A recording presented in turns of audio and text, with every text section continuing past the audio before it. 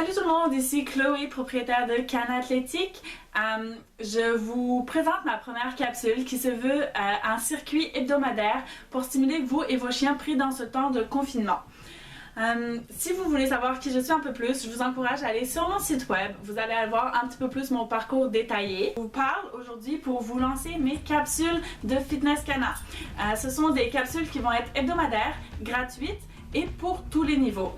Mon but premier ici est de vous stimuler vous et vos chiens pendant ce temps de confinement. Fait que c'est pas mal ça. Si vous avez des questions, n'hésitez pas à nous écrire via notre site internet ou sur notre page Facebook.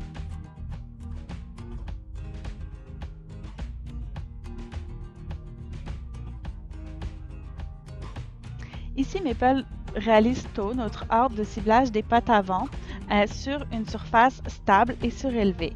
Le but est que le chien vienne placer les deux pattes avant sur une seule pièce d'équipement et qu'il maintienne une position assez naturelle de debout.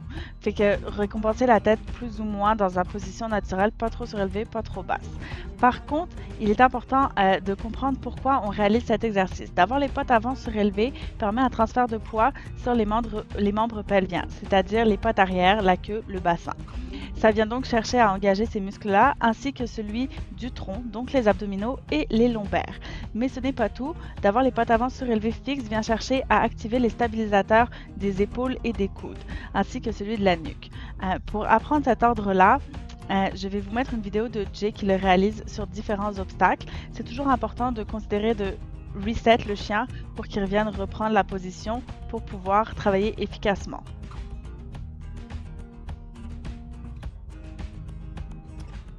Donne la patte debout fixe peut se réaliser sur un obstacle ou bien au sol si votre chien est débutant. Le chien doit être dans une position debout plus ou moins neutre, c'est-à-dire vous ne devez pas le placer par vous-même, il doit se placer comme lui le souhaite dans sa position de debout. Et on doit aller lui demander de donner une patte, la tenir 5 secondes et faire la même chose sur l'autre patte. Les pattes arrière doivent rester le plus fixes possible. Ça vient chercher la balance et encore une fois l'activation du tronc.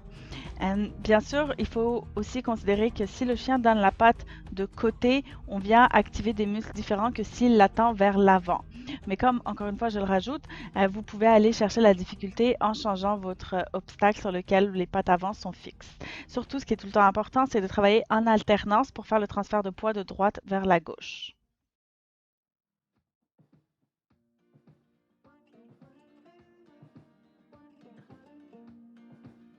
Coucher debout est un exercice d'activation de force et de stabilité des antérieurs et postérieurs. Le but étant d'avoir une extension des membres pelviens et antérieurs un peu synchronisés.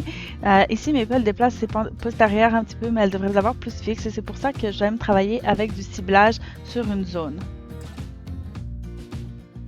Bien sûr, sur un chien novice, on travaillera à plat sans avoir de surface inclinée ou déclinée. Debout immobile avec le transfert de poids sur les pattes arrière en ayant les pattes avant surélevées est comme l'équivalent de faire la planche. C'est un activateur de à peu près tout le corps, les abdominaux, les lombaires ainsi que les stabilisateurs. De se déplacer derrière le chien nous permet de faire du transfert de poids en diagonale, ce qui est vraiment bon pour aller chercher un peu plus de musculature, puis en plus en même temps travailler le focus du chien sur son ordre de reste.